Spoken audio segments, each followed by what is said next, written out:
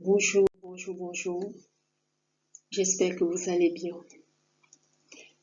La vie nous réserve parfois des surprises très agréables et d'autres fois nous avons l'impression que le ciel nous tombe sur la tête.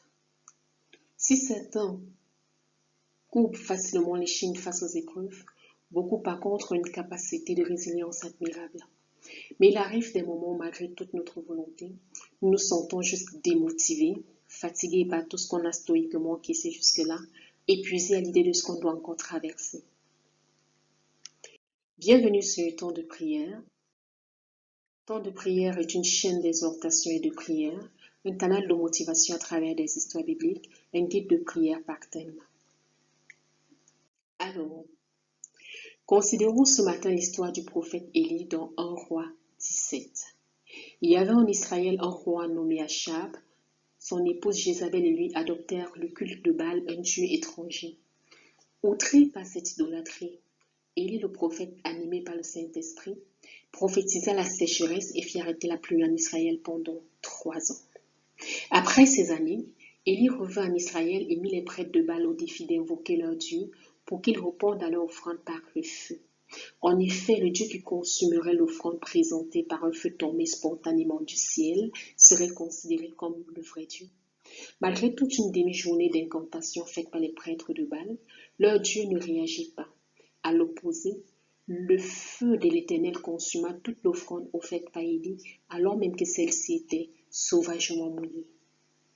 Par la suite, Élie fit arrêter tous les prêtres de Baal qui l'égorgea. Face à ce massacre, la reine Jézabel promit de le tuer dans les 24 heures qui suivaient ce génocide. Devant cette menace, Élie s'enfuit au désert pour sauver sa vie. Mais après une journée de marche, il se sentit fatigué, découragé. Il demanda la mort à Dieu en disant « C'est assez. Maintenant, Éternel, prends mon âme, car je ne suis pas meilleur que mes pères. » En d'autres termes, il dit « Je suis fatigué de tout ceci. J'ai fait de mon mieux, mais je ne suis qu'un homme. J'ai pris le temps d'exhorter le peuple d'Israël, mais il ne m'a pas écouté. Sur ordre divin, j'ai appelé une sécheresse en Israël qui m'a aussi pénalisé. J'ai dû fuir en Orient, dormir près d'un torrent pour me désaltérer. Dans cette région, il n'y avait même pas de restaurant. J'étais obligée d'attendre qu'un corbeau vienne me nourrir chaque jour. Ensuite, ce torrent s'est asséché et j'ai dû déménager à Sérapta avec une gorge sèche. Je suis restée en exil en Sérapta pendant 3 ans, car Achab, le roi d'Israël, avait lancé un mandat de recherche contre moi. Éternel, je viens juste de nettoyer Israël du culte de Baal en égorgeant 400 prêtres de Baal. Et maintenant, je dois encore affronter la colère de Jézabel? N'y a-t-il donc pas de répit dans ce ministère, Seigneur? J'ai déjà fui une fois pour préserver ma vie. Dois-je affronter l'ennemi toute ma vie? Non, c'est trop pour moi. Je suis fatiguée de cette vie d'incertitude et d'adversité. Tue-moi. Voilà un homme qui, par l'Esprit de Dieu, a ressuscité l'enfant de la veuve, égorgé 400 prophètes de Baal en une seule journée, mais qui s'enfuit non pas devant une multitude d'hommes, mais devant une femme. Une femme en colère, certes, mais une femme tout de même. Oubliant que l'esprit qui lui a permis de courir plus vite que le cheval d'Achab, ce même esprit qui a consumé une offrande arrosée de 12 seaux d'eau, peut encore le protéger de la colère de Jézabel. Il demande à Dieu de le tuer, car il est tout simplement fatigué d'une vie assaisonnée d'insécurité et d'adversité. Peut-être faites-vous partie de cette catégorie de personnes à qui la vie n'a pas du tout fait de cadeau. Longue maladie, décès des êtres chers, drames familiaux, chômage prolongé, pauvreté extrême. Peut-être avez-vous enduré tellement d'épreuves dans votre couple, les trahisons, la maltraitance, le mépris, que vous vous demandez ce que vous faites là. Pour certains, c'est le harcèlement moral au travail qui dure depuis plusieurs années à travers l'humiliation, la violence verbale, psychologique ou même physique. Pour d'autres, ce sont des expériences inimaginables pour avoir un enfant sans succès. Bref, depuis plusieurs années, vous faites courageusement face aux difficultés de la vie, encaissant l'une après l'autre les tempêtes que la nature et la méchanceté des hommes vous apportent. Pendant toutes ces dernières années, vous avez tellement nagé à contre-courant que vous ne sentez plus vos bras.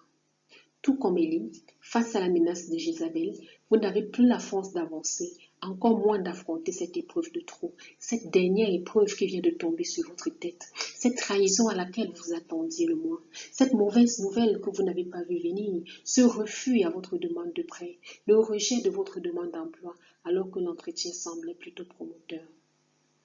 Vous vous sentez mal dans votre peau, fatigué, épuisé, vidé de toute énergie, dégoûté par la vie. Vous n'avez même pas la force de prier. D'ailleurs, vous vous demandez, où es-tu? J'aimerais vous dire que le stress et le découragement que vous ressentez en ce moment sont légitimes et qu'il n'y a aucune honte à cela. Prenez courage et malgré vos circonstances, faites encore un pas. Oui, tournez-vous encore vers Dieu. Je suis consciente que vous n'avez fait que cela ces derniers temps, mais faites-le encore une fois. Criez au secours à travers cette courte prière. N'a-t-il pas juré sur son propre nom que celui qui se tournera vers lui sera sauvé? C'est le moment de le lui rappeler. Crie mon frère, crie ma sœur, n'abandonne pas. Joins-toi à moi et prions. Éternel, écoute ma prière, que mon cri parvienne jusqu'à toi. Mon âme est parmi les lions et de grandes eaux débordent dans ma vie. Dans la détresse, je crie à toi. Délivre-moi de mes angoisses, Seigneur. Délivre-moi de ce problème qui m'épuise. Je suis chargée, fatiguée. Je n'ai plus la force ni le courage d'avancer. Viens à mon secours, Seigneur. Tu déclares dans ta parole qu'une femme n'oublie pas l'enfant qu'elle allaite, qu'elle a pitié du fruit de ses entrailles, et que quand bien même elle oublierait son enfant, toi, Éternel, tu ne l'oublieras pas.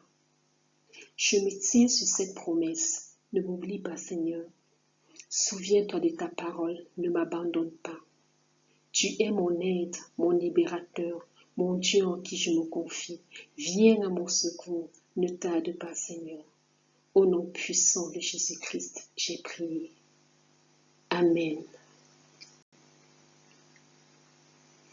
La vie est faite de haut et de bas, mais quel que soit ce que vous traversez en ce moment, aucune situation n'est permanente. Que l'Éternel vous donne la sagesse et la force nécessaires pour surmonter cette nouvelle épreuve et aller de l'avant. Nous sommes arrivés à la fin de cette capsule. Merci de nous soutenir en likant et partager pour encourager un plus grand nombre. Si vous avez été édifié par ce message, laissez-nous un commentaire. Surtout, n'oubliez pas de vous abonner pour être notifié à la prochaine vidéo. Soyez bénis et à bientôt.